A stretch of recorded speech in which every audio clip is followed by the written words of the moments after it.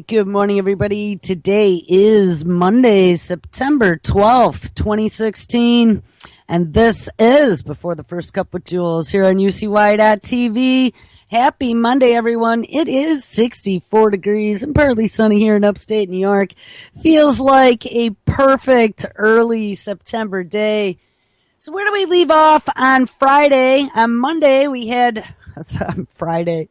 On Thursday, on Friday, we had Verstein Henry on as guest, and we talked about all kinds of interesting things.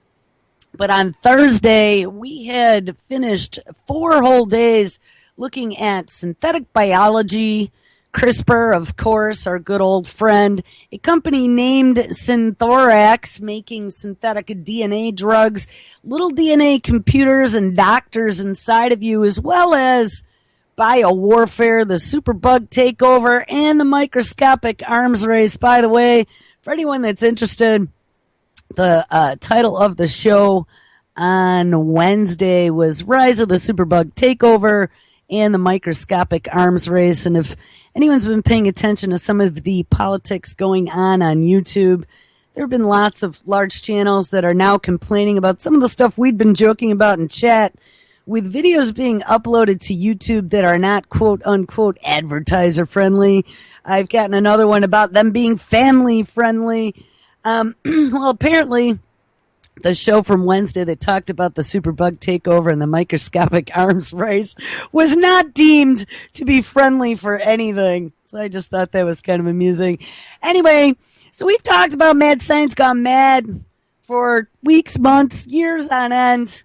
But it really is coming to a crescendo. They have gotten to the point now with some of these universities, and of course always the sprinkling came from DARPA, but we've also seen large medical institutions as well as large tech companies that have gotten involved. Tech billionaires all want to live forever.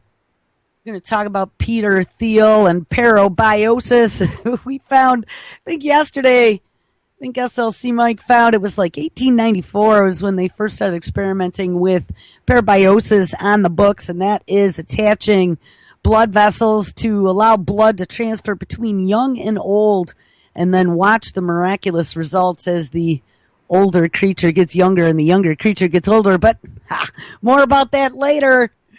So we ended the show on Friday looking at the brain and some of the crazy stuff that the Brain Project has been spinning out. Remember that was a very large conglomerate between the National Institute of Health, DARPA, lots of the different hospitals. Of course, the White House as well had their own initiative.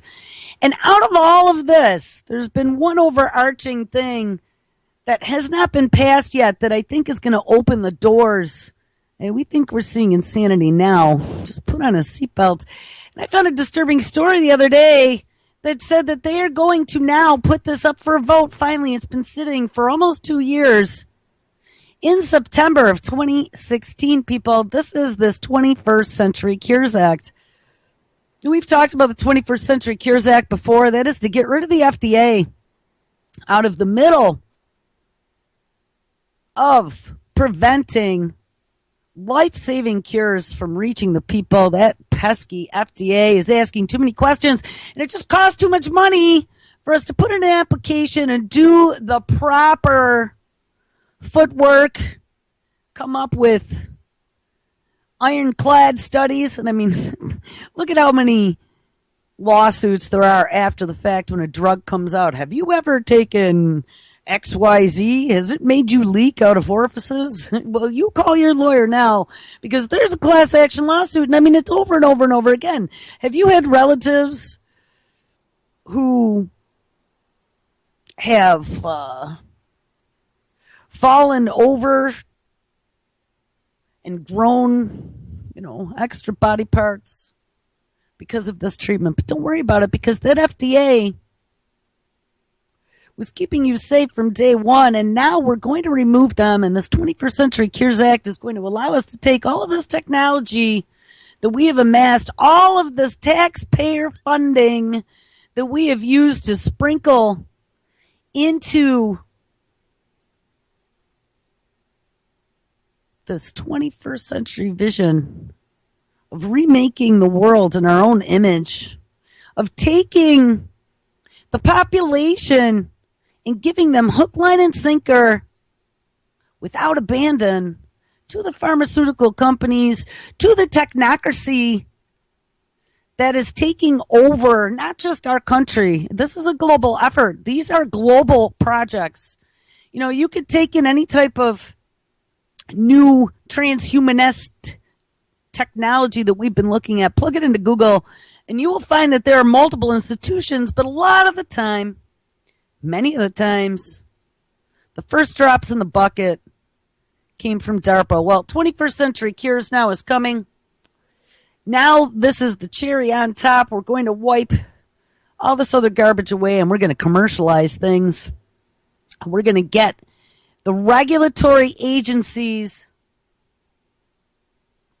out of the way, and we're just going to write case studies. We're going to offer it up as a dangling carrot for all those people who've been groomed to believe that this is going to be the ultimate savior technology. It's going to be like the aliens coming, except they're not getting us off this rock. But we'll do you one step further. We'll use little nanobots or some sort of DNA programmable cellular computer that we put inside of you that'll go in and just be your little bloodstream doctor, using high data transfer rates with your lasers in your blood. We read about that last week, too. This is complete, utter, absolute lunacy. But we're here, people. So this 21st Century Cures Act, now they are aiming for September as lawmakers prepare to head back to Capitol Hill next week, which this was written on September 1st. So I am assuming that that is this week, today. The heads of the influential committees on health will make a strong push to pass major medical innovation legislation in September.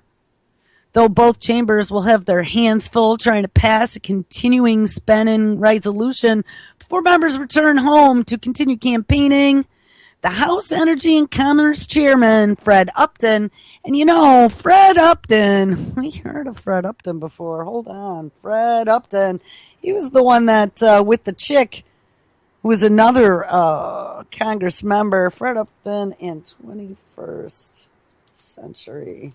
They were the ones that did that great video we saw way, way back when. 21st Century Cures. Let's go. I think we should hear this. Where's the video search option? Fred Upton. Come on. They had like really cheesy music. Do do do do do do do do do do do do do do. I don't know if we'll be able to find it. I remember they were sitting in a chair. I think it actually was on oh, damn. Oh, well, we might have to go back to it. I think it was on Congress's website where one of their, we don't want to hear Jake Tapper. Now we'll find it. Anyway, so Fred Upton, yeah, he is one of the leaders who is pushing this. And he's the part of the Energy and Commerce Chairman. And the Senate Health, Education, Labor, and Pension Committee Chairman Lamar Alexander are determined to get their 21st Century Cures legislation passed into law.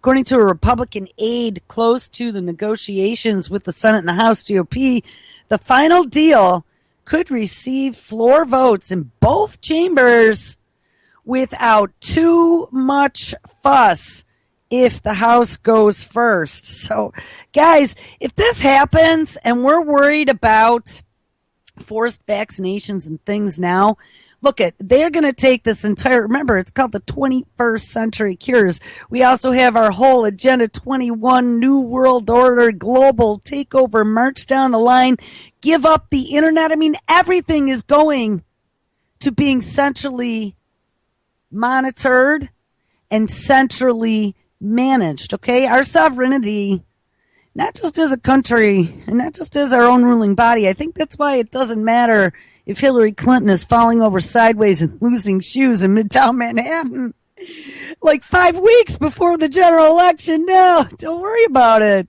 She's just going to be a figurehead like the queen who sits there and bobs. You know, they prop her up for the weekend of Bernie moments. And that's about it. I don't think it really matters, to be completely honest. But, you know, we're coming to this point now where they're going to push climate change. We have the rise of the super bugs. We have this CRISPRing everything around the planet. And now they're warning about the dangers and the potential apocalypse of what could happen by doing all this unfettered gene editing. We have Zika in the name of, climate change. It's spreading everywhere. These mosquitoes are moving. People are dying. We need billions to fund the research. But don't forget, they are using this. I mean, I am watching. Somebody subscribe to Oxitec and InterExon, who's their new parent company's Twitter feed, and follow their news. Because I'm going to tell you, they are pushing this so hard, and they were meeting with Congress, and they are now selling how horrible these pesticides are. Remember, the bees all died in South Carolina. We had to put them up for sacrifice. And now we got protesters in Florida because they're aerially spraying the beach. We found out that the governor's wife is somehow connected to the company who's involved in the quote-unquote Zika elimination. But we have people crying now about the pesticides and problem reaction solution. We have good old Oxitec coming out going, yay, we have an ecological solution. Let's let all these go. But guys, remember, this is a big, ugly experiment from the Weiss Institute with a technology utilizing CRISPR called Gene Drive. And Gene Drive is something that Bill Gates is all wet about. And somewhere here, we might have to look at that because he is doubling down on his investment on mosquitoes now. If you remember, we had discussed how there was some funding initially for one of the big original projects from Oxitec that came from the Bill and Melinda Gates Foundation. Of course, it's all in the name of curing malaria, which is something that Billy has been behind for many, many years and putting his money where his mouth is. I think they even had financed those malaria goats where they had spliced in some sort of genes into the teat milk of the goats. And I had read about this on their original website where they used to list like all the funding that they would do for all the different weird projects. And they were looking for innovation from around the world. And one of the projects was literally malaria milk in the goat milk. And they would give these little goats, their plan was, and I don't know if it ever actually spun out, but they must have done some research in a third world nation. I mean, that's the way they do these things. And of course, then they wouldn't have to go take the vaccines at gunpoint and force the Africans to do it. So they were just genetically modifying these goats. So their milk, just like the cow's milk we looked at in China that had the spliced human milk genes that they were tinkering with, they had these malaria goats that were producing malaria vaccine in the milk. Edibles. Remember, we did show after show on edible vaccines, and Bill Gates is involved with that Improt Pharmaceuticals that was out of India, and that is another one of his incubation beds for technology and science. Bill Gates has invested very heavily in India. But we found out with Oxitec and these genetically modified mosquitoes, Bill Gates had invested in some of their earliest experiments, and Oxitec, as the name would imply, might have something to do with Oxford University. And if you look it up, hey, you would be right. They actually began at Oxford University in the UK, which is the home of a lot of mad science. A lot of the ruling bodies sit there. A lot of the smart cookies. If I'm not mistaken, that is where Stephen Hawking is as well. But Oxford University came up with this technology for genetically modifying mosquitoes. And if you remember, mosquitoes tie all the way back to the entomological biological warfare program where they were utilizing insects as disease vectors. We also found out in Japan had done a study, some Japanese scientists put out an article called Mosquitoes as Flying Vaccinators, and they had shown, I thought, the last time I mentioned this, I think it said it was tularemia, but I was incorrect. It was leishmaniasis, elephant man disease. And they had found a way to create a vaccination and put it into the mosquito for leishmaniasis, elephant man disease. which I guess is pretty prevalent in the deserts of the Middle East. Almost sounds to me like it was some sort of biological warfare insanity that they created and dumped over the Middle East. But hey, who am I? Just postulating. But they came up with a cure, with a vaccination that they would put into these mosquitoes. And they said that, of course they wouldn't do it because there's no way to control the dosage.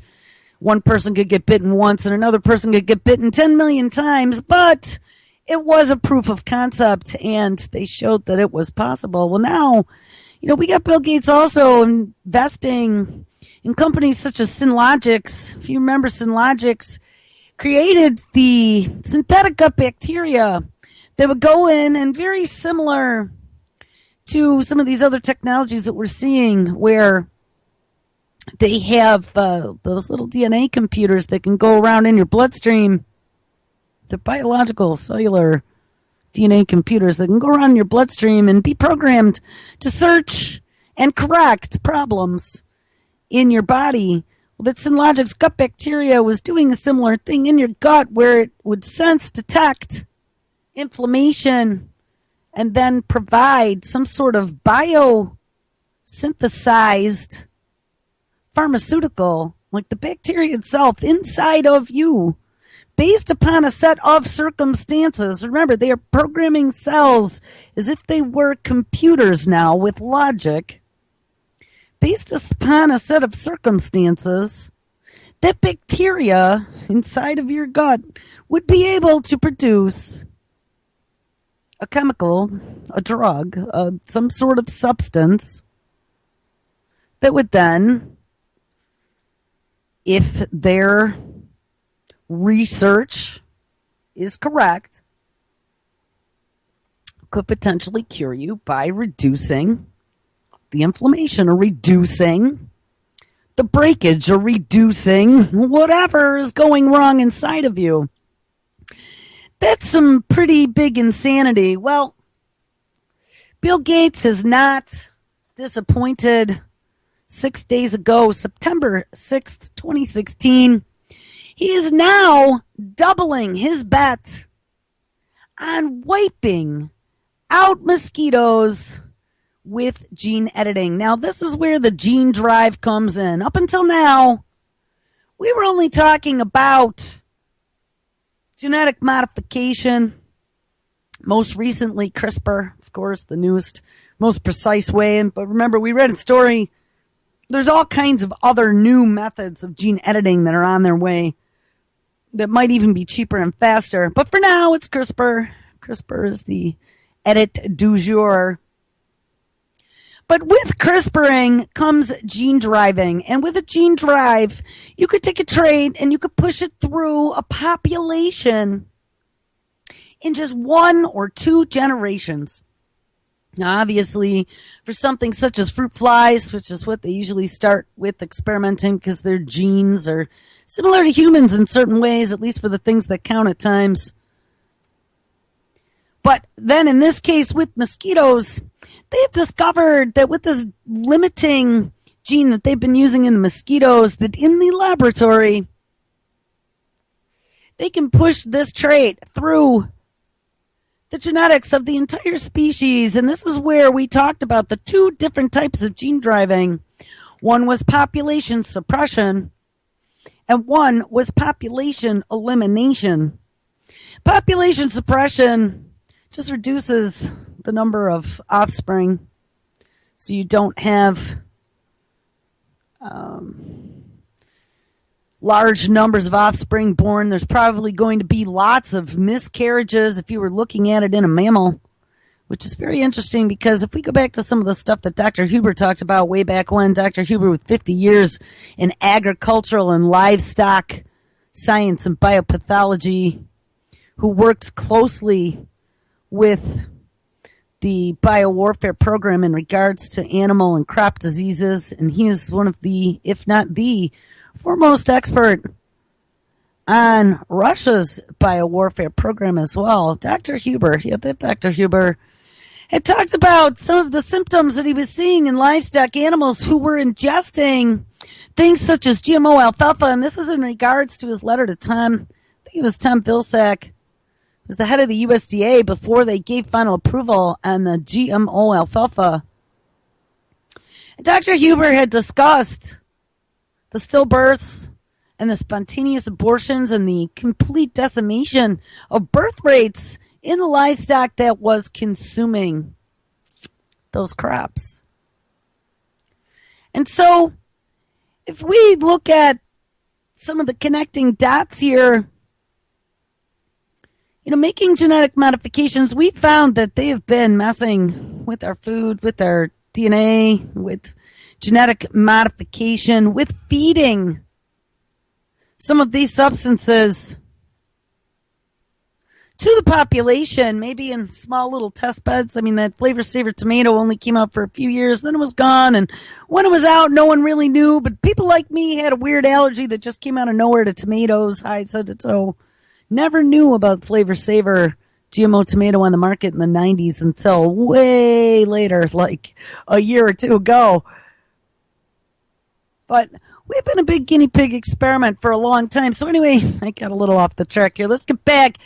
MIT Technology Review, Bill Gates, talking about tech billionaires investing in mad science, doubles his bet on wiping out mosquitoes with gene editing, but the technology for extinguishing species is dividing conservationists. Now, this is the first thing that I said when we read about them first discussing wiping the mosquito out, and I was like, but what about the bats and all the other little creatures down the food chain?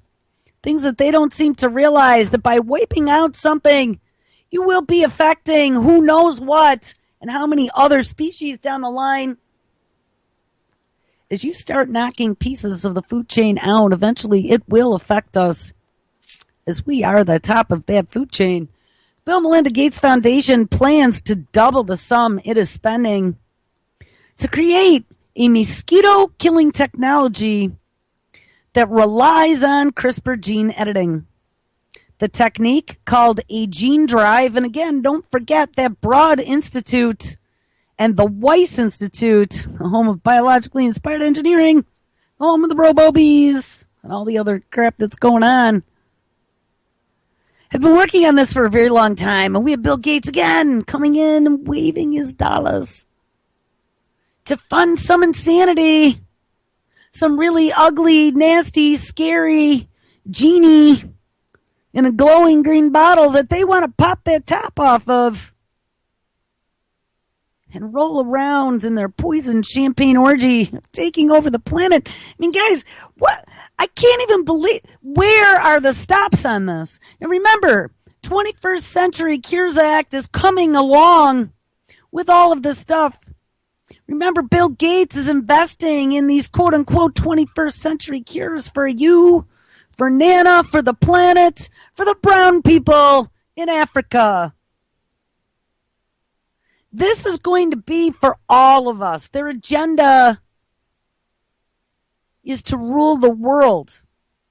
They've never been able, at any point in at least the last, 10 generations, ever had the abilities that they have now. And technology is making them transcendent. They can create life from scratch. That's what Georgie Church is working on. The technique, called gene drive, is a way to spread traits through wild populations of animals like us. Just on a side note, I read a story the other day about gene drives that they were, of course, saying, don't worry about it. Because in populations like fruit flies and mosquitoes, they reproduce quickly. Humans don't. So generation is 20 or more years. And for any change to show up in a large number of the population, it would be at least 5 or more generations. Now remember, as puberty is getting earlier and earlier, and I read that it's around 9 to 11 now, which was a surprise to me. I mean, back in my day, it was like 13 to 15. We're talking 9 to 11 years old. We are having puberty onset, and this is even in children who have tried to stay away from GMOs. This looks like it's across the board. And they're thinking maybe it's BPAs and other things, hormone disruptors, the shit in your shampoo, lotions. I mean, it's unbelievable what they've done. And they said they really don't have any understanding as to what this means to us as a species by having puberty onset much earlier than we've seen before. But don't worry about it, because we're experimenting with making things happen faster so we can transhumanize you much faster. I was also reading about some of the brain changes that they've been finding. In the beginning, it was just in texting, but now I was reading about, oh, maybe the TV really does rot your brain, and here's why. Oh, maybe we really are having attention disorders with people who are getting this dopamine dose every time they go to their mobile device or get onto a computer. You get sucked into the machine. But that's what they want. They want us to be sucked in, to need more and more, and to be able to open our arms. It's all these new cures that, you resistant consumers, you Luddites out there, you crazies like Ted Kaczynski, Mr. Unabomber Manifesto, calling out the technocratic future. You people are lunatics. There's no technocratic future. We're not trying to redesign life on this planet and control and monitor it all. No. Well, I don't know about that. Anyway, the Gates-funded project, and you had to know it, it is called Target Malaria. See, everything with Bill Gates is done in the name of malaria, is based where? Well, at the Imperial College London, and has been seeking to add instructions to the DNA of malaria mosquitoes that would cause them to become sterile. Yeah, this is population elimination, people. And if these were to be released into the wild, a gene drive could push these species to extinction. Remember, too, one of the things we had talked about when they were first discussing CRISPRing human embryos, which it has been approved here in the United States, in the UK, and they are doing it in China. The UK and the US have been banned from growing these CRISPRed embryos for, I don't remember if it was 10 days, something pretty minimal in a petri dish, but China doesn't follow our laws, so who knows what they're doing. But we had talked about at that time the potential for them to require some sort of licensing or some sort of permission in the future to be able to reproduce. Some sort of questionnaire or DNA profile could potentially be run on you. And who even knows? I mean, we found out they can coax stem cells into X and Y, into sperms and eggs. Not X and Y, into sperms and eggs from stem cells, stem skin cells. So you're not even going to need a partner anymore. But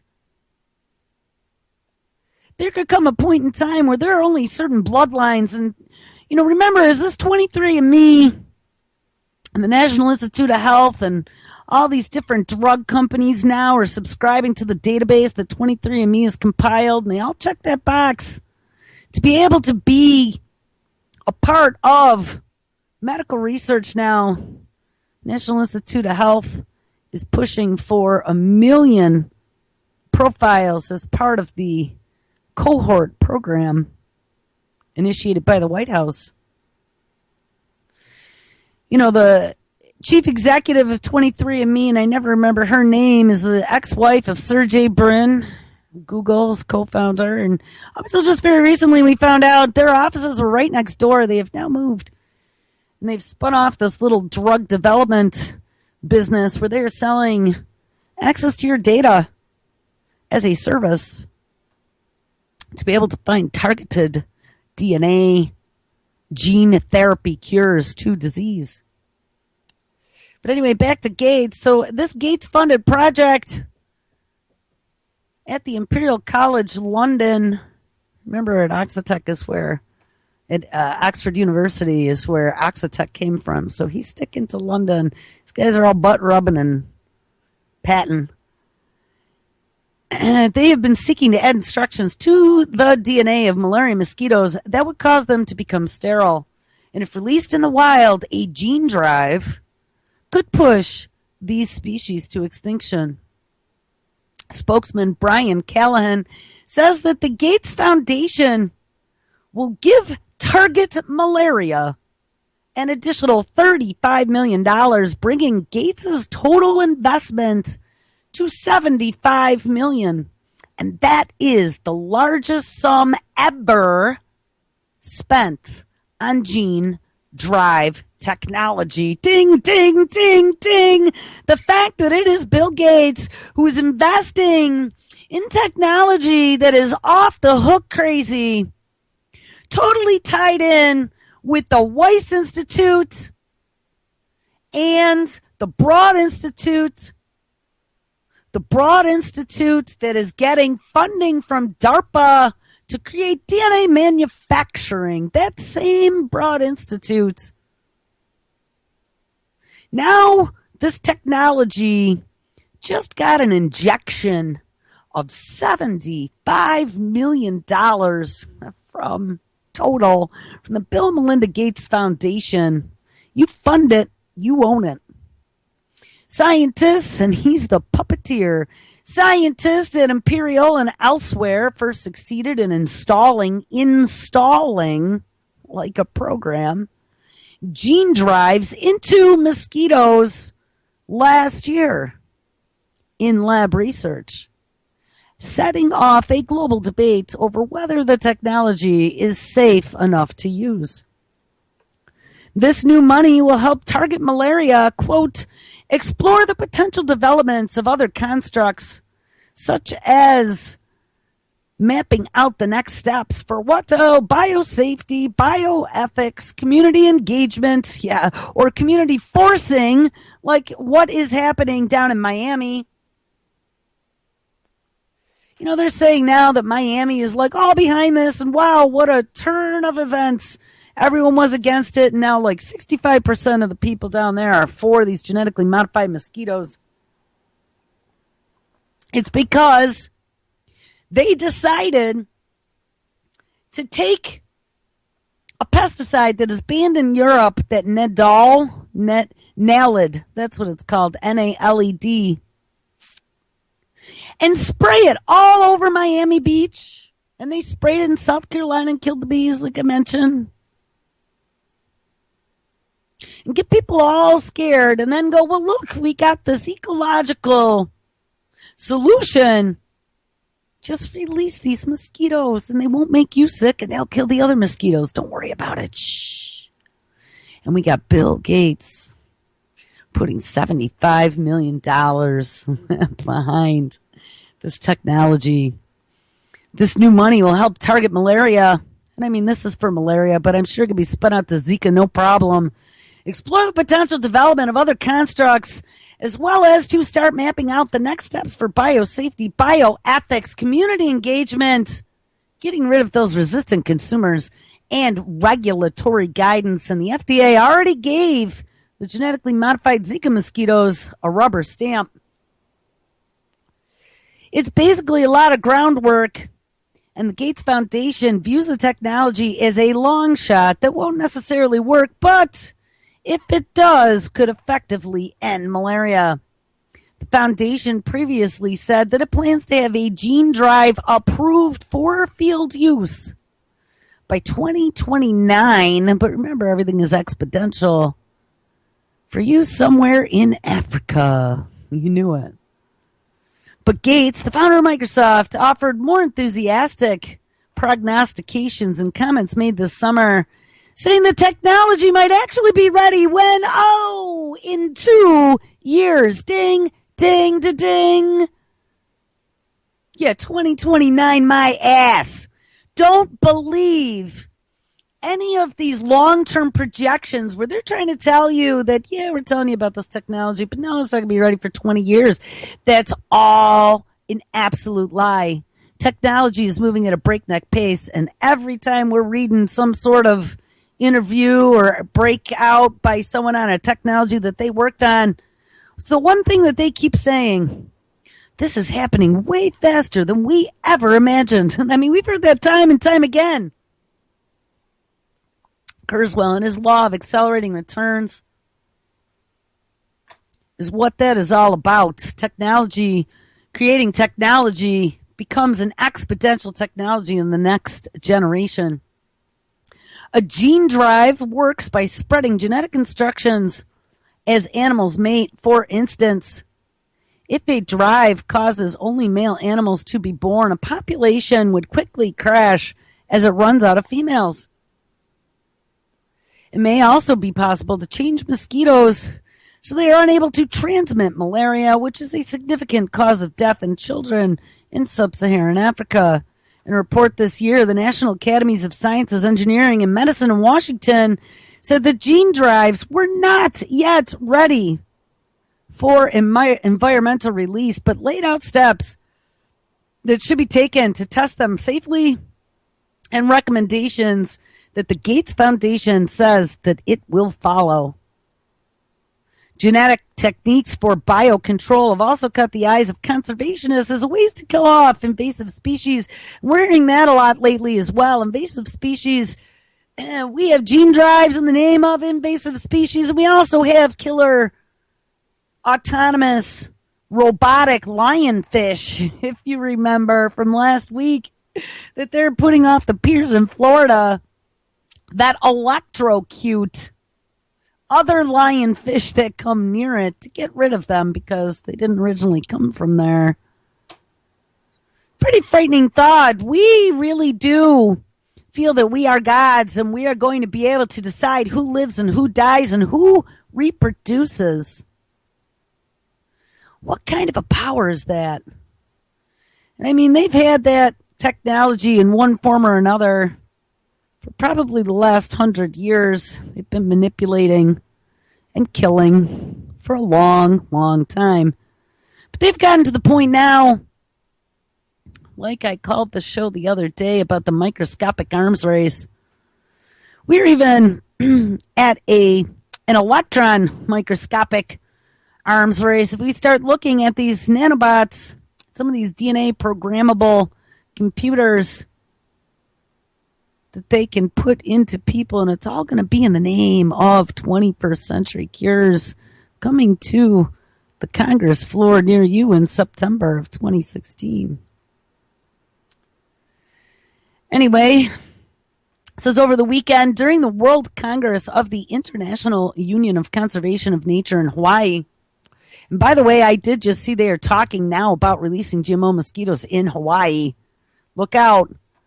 The nonprofit Island Conservation announced that it had started a project to genetically engineer mice as well, so they only produce male offspring.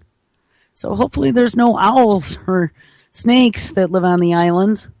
The group believes that gene drives will be a way to wipe out invasive rodents off the islands and archipelagos where they prey on birds and lizards. So they're saying that the rodents eat birds and lizards and not the other way around.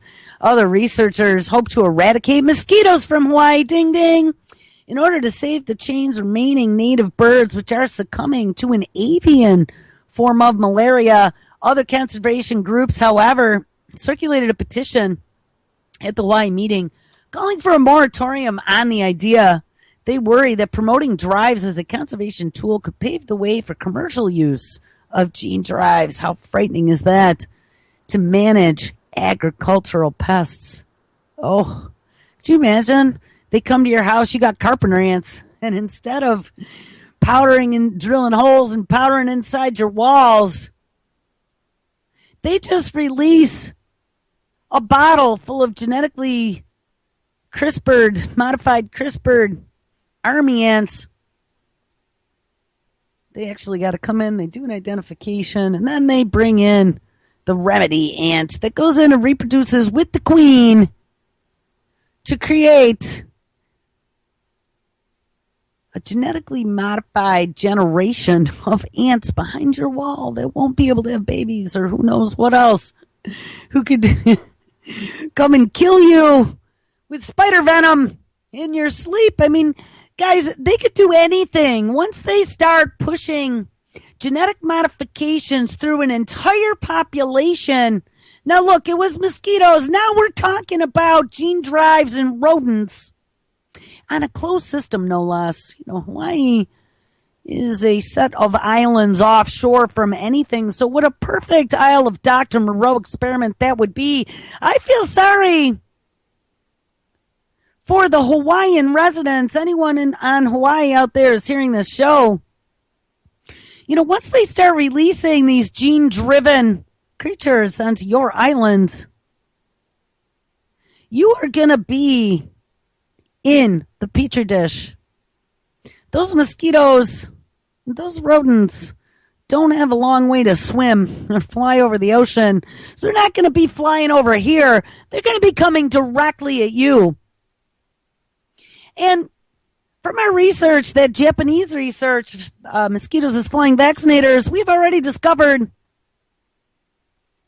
that as they're genetically modifying these mosquitoes, they could be turning these mosquitoes into something that could be injecting things into you. Just cautioning, the technology is out there. And who knows what they're doing behind closed doors. I don't trust these people in any way, shape, or form, and nor should you. Ask questions. There is no bio-level security, bio-level 4, that is looking at the long-term implications of what they are doing right now. Other conservation groups, however, circulated a petition at the Hawaii meeting calling for a moratorium on the idea. They worry that promoting drives as a conservation tool could pave the way for commercial use of gene drives, say, to manage agricultural pests. Genetic extinction technologies. Oh, that has to be in the title of this show. Are a false and dangerous solution to the problem of biodiversity loss, says Erica Pinka, president of the Friends of the Earth. Yeah, I'll be part of that. I'll second that opinion. In a statement signed by anti-GMO campaigners that call the technology reckless. Heath Packard, a spokesman for Island Conservation, says that his group is willing to consider the technology because 90% of the world's island chains are infested with rodents. Yes, and they're thinking about the billions of dollars that they will make. It has previously eradicated rats from some islands, including the Galapagos, using poison bait. But efforts to poison the rats are expensive, hard to pull off on larger islands, and can create risks for other animals. And that is true. Poison's a bad thing, too. Packard says that the Mouse Project is carried out with where? Oh, Texas A&M University. They have been on the radar a lot in regards to this mad science research. Remember, we looked at them with the universal flu vaccine and the genetically modified tobacco project, as well as the Ebola vaccine. Also, North Carolina State University and the U.S. Department of Agriculture. While mice aren't as big a problem as rats, they have infested the Midway Atoll in the Pacific, and videos posted online of them eating albatross chicks alive. Oh, have galvanized bird lovers. And he says the nonprofit hopes to have a proposal in front of regulators for a field trial within the next 4 years for the genetically modified rats.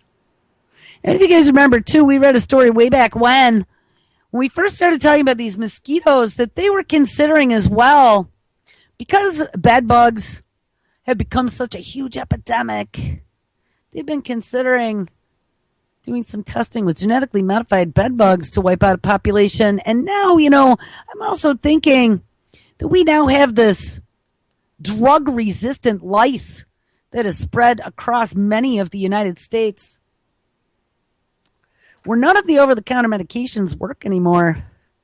They may potentially be, if I were a betting woman, they may potentially be another candidate if we're looking at genetically modifying some sort of organism. The debate over gene drives that is, could rival that over GMOs. And remember, they are also trying to say that CRISPRing is not genetic modification because they are not inserting foreign DNA into the organism. They are just modifying the organism's DNA. But I call bullshit on semantics on that. GMO is GMO is GMO. You are genetically modifying the organism, regardless if it is adding or subtracting or just turning on or off, whatever you're doing. So we've seen all kinds of technologies over the last few years. You are still, at the root of it all, genetically modifying that organism. So don't go splitting hairs with me, because I'm not going to fall for it. But the debate over gene drives, could rival that over GMO in its intensity and ultimately its global consequences. That is because, like GMO plants, the gene drives would affect our shared environment, and soon to be CRISPRed gene-driven plants. I mean, they've already been messing with CRISPRing in mushrooms and apples and potatoes. They've been genetically modifying rice. I'm trying to remember what else. There were all kinds of nutty foods that they had messed around with way back when. Tomatoes.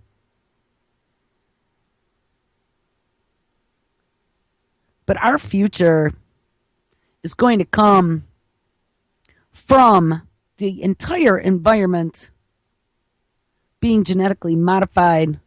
And like I said before, this 21st Century Cures Act that is now up for vote, they are saying now in September, which is this month. We're already looking at September 12th. It's going to push the agenda even further. Now, on Thursday, we had ended the show looking at a story out of IEEE Spectrum, speaking of mousies, titled Injectable Nanowires Monitor Mouse's Brain for Months. A while back, we had looked at the Brain Project. The White House is sponsoring the Brain Project. That's one of their big initiatives. They've pushed it out now through the National Institute of Health. There are a large number of organizations, institutions, foundations, hospitals, colleges, and federal agencies, including DARPA, that are a part of this Brain Project, Brain Initiative. Something interesting I stumbled across this morning, and I think we might have looked at this once a long time ago, but I just want to hit these bullets. National Institute of Health page on the Brain Initiative for their fiscal initiatives in 2017.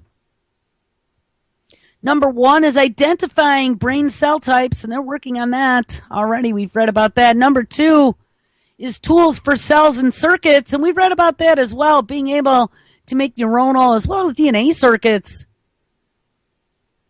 for brain research. We've done a few stories on that, but here's number three and number four, which is disturbing, and we've read about these also. Number three is funding for technologies for neural recording and modulation. Modulation is your frequency. Modulation means being able to change whatever your brain's doing by zipping and zapping. Recording is being able to map what is going on in your brain. We even saw one time when we were reading about brain recording that they were talking about how at some point in the future they may need some sort of central monitoring facility for brains. And number four is human imaging and neuromodulation. So being able to put you into an fMRI and then use different wavelengths like ultrasound. They've been messing around with ultrasound, finding that it can do all kinds of cool things in the brain, like open that blood-brain barrier to make it easier for those little nanobot things to get through. So they're using them to go in and cure your mental disease. So now we have these little injectable nanowires. We had read about a DARPA project where they had these things called stent something. Oh, I don't. Stentronics, something like that. They actually put them through a vein or an artery right in your neck. Stentrode, that's what it was called. And it was the new human brain computer interface that they were experimenting with right up through a vein, just like they would with a stent. That's why they're calling it a stentrode. And then it expands. It's this little cage that then makes the electronic connection in the brain circuit. Well, it says, want to understand what happens to the brain as it ages? Neurologists are asking those questions. They're struggling to deal with all these age-related diseases, such as Parkinson's and Alzheimer's. And what happens to the brain circuitry over time, all in the name of brain research people, and all in the name of curing disease, and all in the name of tech billionaires funding research. Now researchers at Harvard have shown that they can track brain activity at the level of individual neurons for months at a time using a tiny electronic mesh that can be injected directly into the brain. The team builds the mesh out of very thin silicon wires coated in a polymer with crossing lines, and together they form a simple field effect transistor. This mesh curls up naturally when it's put into a liquid, and it can be drawn into a syringe and injected. And once into the brain, the mesh uncurls and sits on top of the neurons. Implantable electrodes already exist, and doctors place them in the brains of some Parkinson's patients to provide deep brain stimulation. Which, remember, Parkinson's has a lack of dopamine, so they've already found where to implant those implants and go bzz, bzz, and give a dopamine dose to fix that Parkinson's, which then, of course, turns them into gamblers or sex addicts. But such a device is large and stiff and tends to irritate brain tissue. The brain responds by engulfing them in a layer of cells, and then it makes it difficult to transmit or receive. These new transistors are smaller than brain cells, and they do not provoke an immune response. These researchers have also included some electrodes that could provide electrical stimulation to the brain, and we've talked about that as well. They've even had athletes zipping and zapping their own brains. It says this ability to record signals in the future showed that they were picking up activity from individual neurons, and they could follow these same neurons over time. This could give neurologists a detailed map of what is going on in, let's say, the visual cortex while you are learning, or let them watch a process by which memories are formed, and then how that process degrades with age. So thought police are coming, people. Thought police are coming to be able to fix your brain. I guess we're going to end it up with this. There was a story talking about rich tech billionaires. You know, I always kind of liked him, but he scares me because he's in the know. And he's also a rich guy who wants to make money. September 2nd, 2016, Elon Musk is looking to kickstart transhuman evolution with new brain hacking technology. Elon Musk has recently hinted that he may be working on a neural lace, a mesh of electronics that will allow AI and the brain to work together.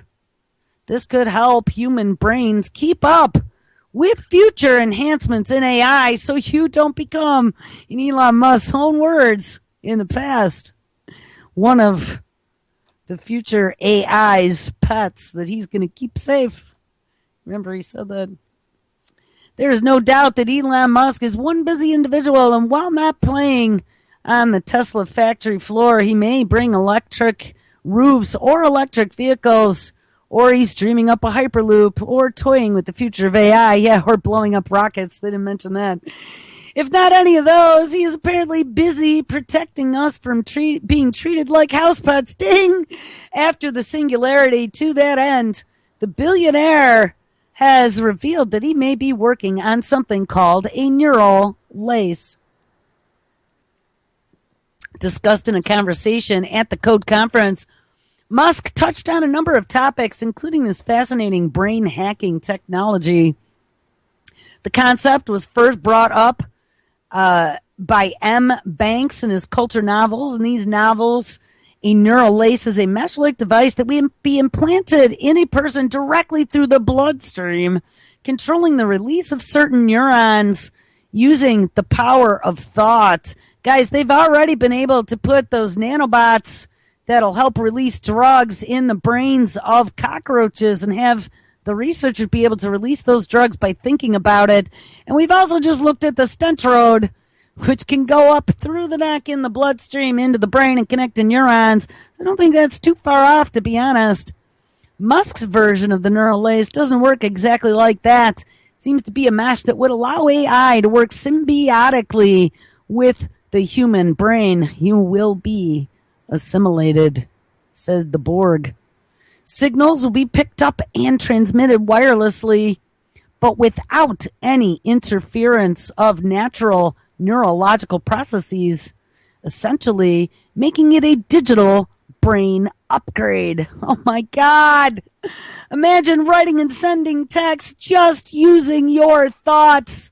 Here we go. This is our augmented cognition coming to a brain near you. And as far-fetched as it sounds, it's not all mere science fiction. There may actually be basis in verifiable science. Says nanotechnology experts have already developed an ultra-fine mesh of electronics that can seamlessly merge with the brain. And this mesh has been tested on mice. Mr. Musk has hinted at announcing some developments very, very soon. All right, guys, well, make sure you stick around because it is Monday. Ms. Lonnie Clark is live up next. And then tonight, all kinds of great radio at 7 p.m. This week's Corporate Report, which was knock it out of the park. 9/11 suspects. Jay's analysis with Jay Dyer at 8. Truth on the Tracks, brand spanking new with Brandon Turville at 9 p.m. Eastern at 10. Cutting Through the Matrix with Alan Watt and at 11. The Anti-Media Radio with Nick Burnaby and Davey Schwartz. All right, guys, have an awesome Monday, and I'll catch up with you tomorrow. Everybody take care.